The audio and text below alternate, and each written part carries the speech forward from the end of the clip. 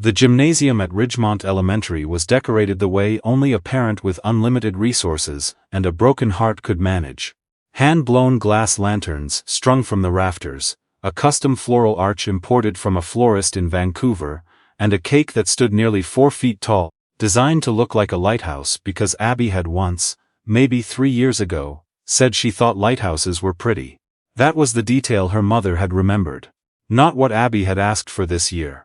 Not what Abby had said last week, the lighthouse. From 3 years ago, Abby Sinclair sat in her wheelchair, at the center table wearing a white dress with yellow embroidery, at the collar, that her mother had chosen without asking. She was 9 years old that Saturday afternoon, and she had not touched the sparkling lemonade in the crystal glass beside her, and she had not looked at the cake in the last 20 minutes, and the small, careful smile she had worn when guests first arrived had quietly disappeared somewhere around the time the other children had migrated to the inflatable obstacle course, set up along the far wall. Nobody had meant to leave her behind. That was the thing. Nobody was cruel. The kids in her class simply forgot, the way children forget, quickly and completely, and without guilt, the moment something louder and faster demanded their attention. And an inflatable obstacle course is always louder and faster than a girl who cannot run. So Abby sat. Her hands rested in her lap. Her eyes tracked the other children with an expression that was not quite sadness, and not quite acceptance, but something uncomfortable in between. The look of someone who has already done the math and arrived at an answer they didn't want.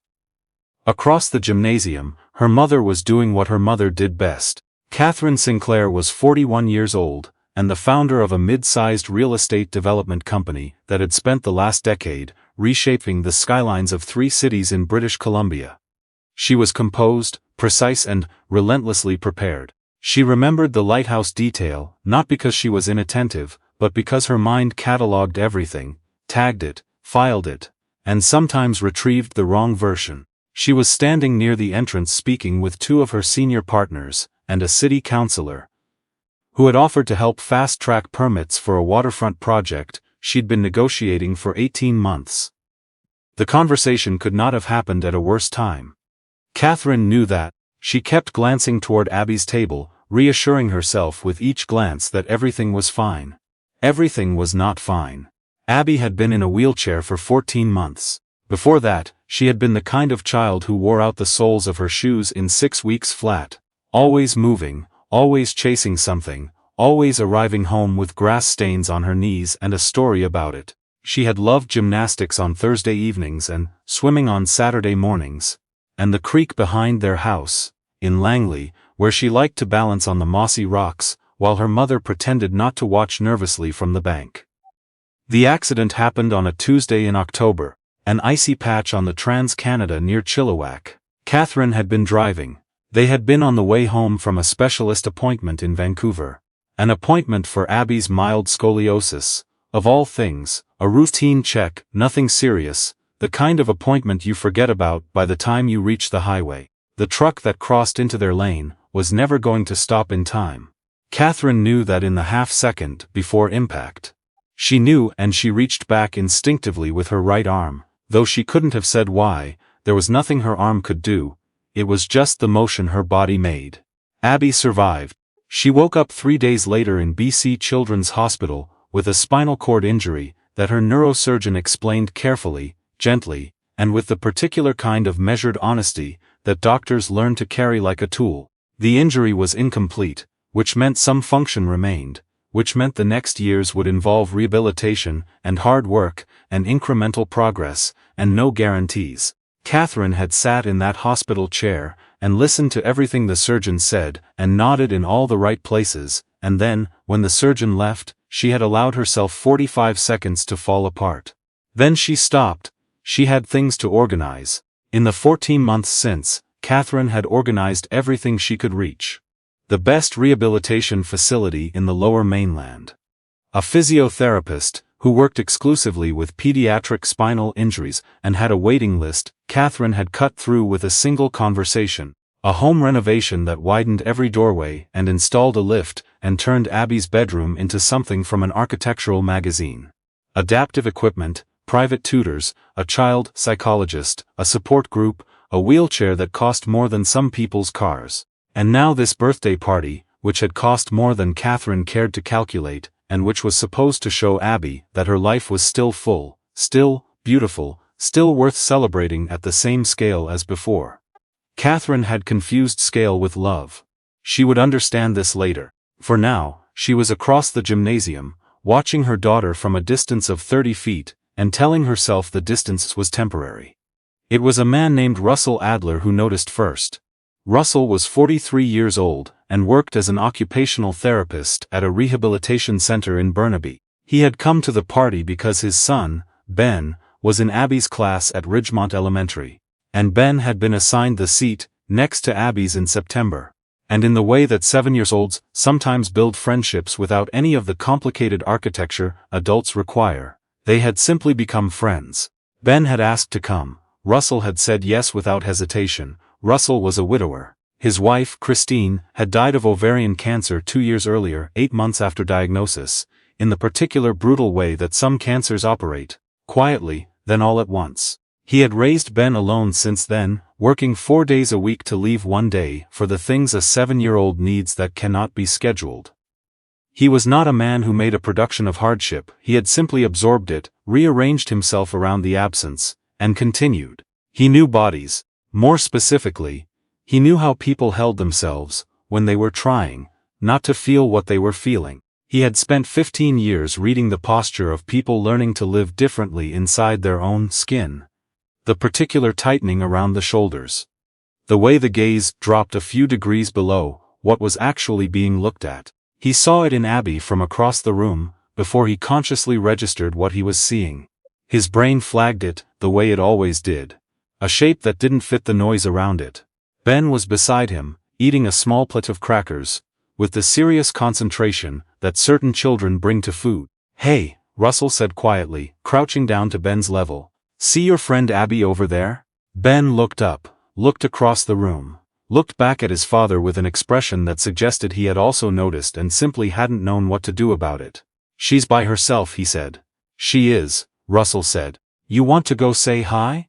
Ben was already moving before Russell finished the sentence. There was nothing dramatic about the way they approached Abby's table.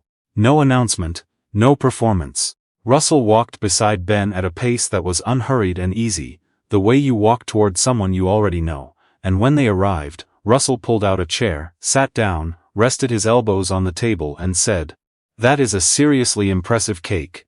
Did you pick the lighthouse?" Abby looked at him. There was a beat of careful assessment, the kind children do when they're not sure if an adult is being genuine or performing. Then she said, "My mom picked it. I told her I wanted a bookstore theme." Russell nodded without any detectable pity. "A bookstore theme would have been excellent," he said. "What kind of books do you like?" That was all it took. Not much. Just a question that treated her preferences as information worth having. Ben climbed into the chair beside Abby, and immediately began telling her about a graphic novel series he'd discovered at the school library, and Abby, who had strong opinions about graphic novels, began responding with the focused energy of someone who has been waiting for a conversation that actually interested her. Russell listened, asked the occasional question, and did not look over his shoulder at the other adults or check his phone or signal in any way that he had somewhere better to be. Within 10 minutes, Abby was laughing. Not the careful, polite laugh she had been producing earlier, when adults asked if she was having fun. A real laugh, sudden and unguarded, the kind that comes when something genuinely catches you off guard. Ben had done an impression of their school librarian that was apparently quite accurate. Abby laughed until she covered her mouth with her hand, and then laughed some more. From across the gymnasium, Catherine Sinclair stopped mid-sentence. She had been making a point about load-bearing assessments. The point stopped existing. She was watching her daughter. Her daughter was laughing, really laughing, the way she used to laugh by the creek in Langley with mud on her shoes, and Catherine felt the precise sensation of something shifting inside her chest. Something she hadn't realized had been locked into place.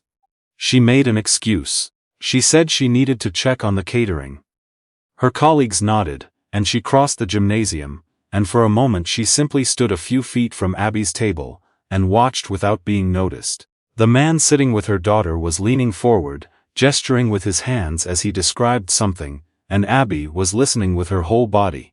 The particular posture of genuine interest, shoulders forward, eyes alert. And Ben was interjecting, and the three of them occupied some small warm pocket of the room that had nothing to do with the imported floral arch or the 4-foot lighthouse cake, or any of the things Catherine had spent 2 months organizing. She felt ashamed, not dramatically, not in a way that broke her open, just a steady, clarifying shame, the kind is useful because it doesn't let you pretend. She had spent 14 months trying to fix the unfixable by adding more equipment, more specialists, more celebration, more scale. And she had missed the simplest thing. Her daughter didn't need more. She needed to be sat with. She needed someone to ask what kind of books she liked and actually wait for the answer. Later, when the cake was finally cut, and the party began its natural wind down, Catherine approached Russell. She had been constructing the right thing to say for 20 minutes, and had abandoned all the versions that sounded like a speech. She said, "Thank you for sitting with her." Russell shook his head slightly, the way people do when they want to redirect credit. "Ben wanted to say hi," he said. "They're good together, those two." Catherine watched Abby and Ben across the room, where they were now deep in conversation about something that appeared to require illustrating on a napkin. "She's been," Catherine started, then stopped, then started again. "It's been a hard year. I think I've been trying to make it less hard by making things bigger. And I'm not sure that's what she needed." Russell was quiet for a moment. He was not a man who filled silence with noise. Then he said, "Kids who are going through something hard usually don't need grand gestures. They need to feel like they still belong somewhere. Like the world still has room for them exactly as they are." Catherine didn't respond immediately. She was thinking about about whether the rooms she had been building, the renovated bedroom, the fancy party venue, the elaborate cake, had actually felt like belonging to Abby or had felt like compensation. She suspected she knew the answer. "I think I've been compensating," she said. It was easier to say than she expected. Russell nodded. "Not with judgment, with recognition." "Most of us do," he said. "It's usually what we reach for when we don't know how to sit inside the hard thing." What happened in the weeks that followed was not sudden. Real change rarely is. It was gradual, and sometimes it went sideways, and there were evenings when Catherine reverted to old patterns, because old patterns are the ones your hands remember when you're tired. But the direction changed. She started leaving work by 5:30 on Thursdays. Not every Thursday, not perfectly, but most of them. She sat on the floor of Abby's room sometimes, literally on the floor, beside the wheelchair, at eye level, and they talked about books, about school, about the creek, about whether lighthouses were actually as interesting as people said, or just aesthetically pleasing from a distance. Abby's opinion was that they were mostly just useful, but there was something comforting about a light that just stayed on. Catherine wrote that down later in her phone, because it seemed like something worth keeping. She also called the Occupational Therapy Center in Burnaby, not for Abby, but to ask Russell a question she had been working up to for 3 weeks. She asked whether he might be able to suggest any community programs that focused on social inclusion for kids with mobility challenges. Programs where Abby could be around other children in activities that didn't require her to watch from the edge. Russell said he knew several, and he sent her a list, and then he said there was a weekend adaptive recreation group that met at a community center in Coquitlam, that Ben sometimes came to as a peer volunteer, if Abby might like a familiar face on the first visit. She would, Catherine said. She definitely would. The first visit was a Saturday in February, gray and cold the way the lower mainland is in February, the kind of day that makes the indoors feel earned. Abby was quiet in the car on the way there. Catherine resisted the urge to fill the quiet with encouragement. She was working on that, on letting quiet be quiet, instead of immediately trying to fix it. When they arrived, Ben was already there, waving from across the room with the uncomplicated enthusiasm of a child who doesn't yet know that enthusiasm is something people learn to modulate. Abby's face did the thing Catherine had begun to look for, a small involuntary opening, like a window being cracked. She wheeled herself over. Ben said something immediately. Abby laughed. Catherine stayed by the door for a moment longer than necessary, watching, her coat still on, and felt something she hadn't felt in 14 months, or possibly longer. she felt like maybe things were going to be okay, not fixed, not returned to what they had been before the icy patch on the Trans-Canada on that Tuesday in October. But okay in a different way, a way that had more to do with what was real than what was perfect. In the months that followed, Russell and Catherine developed the tentative, slightly awkward friendship of two people who were introduced through their children and discovered, cautiously, that they had other things in common too. He recommended books. She recommended restaurants. They had coffee twice, and then a third time, that lasted longer than coffee usually lasts. And they didn't discuss what that meant yet, because neither of them was in a hurry. What they both understood, without having to say it directly, was that the last few years had changed them in ways that couldn't be undone, and that was not the same thing as being broken. Abby made progress with her rehabilitation. Slow progress, honest progress, the kind without any guaranteed destination. She joined a wheelchair basketball club that practiced on Sunday mornings in a gymnasium, very similar to the one where she had sat alone beside a 4-foot lighthouse cake and waited for the party to be over. The difference now was that she was never the one waiting. There is something people often misunderstand about inclusion. They imagine it requires infrastructure, ramps and lifts and specialized equipment, carefully designed spaces. And those things matter, genuinely. But the infrastructure is not the point. The point is the moment before all of that, the simpler, older, more human moment, when someone walks across a room toward a person who is sitting alone, and pulls up a chair, and asks a question like they actually want to know the answer. That moment costs nothing, it happens in seconds. And some of the people sitting alone in rooms right now have been waiting for it longer than you would guess. If you've ever been the person sitting alone, you already know. And if you've ever been the person who pulled up the chair, even once, even imperfectly, then you know something too. You know that it's always worth it, every single time.